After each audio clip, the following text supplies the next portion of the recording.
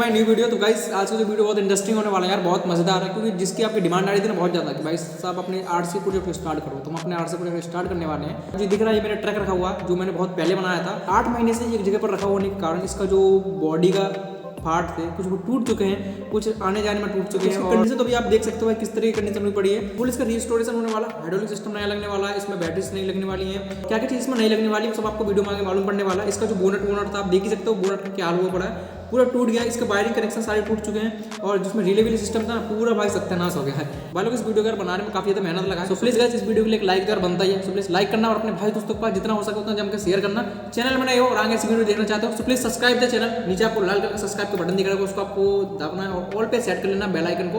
आने वाली वीडियो का नोटिफिकेशन आपको सबसे पहले मिलेगा। Let's get start. इस टैंक को हम यहाँ पे खोल लेते हैं।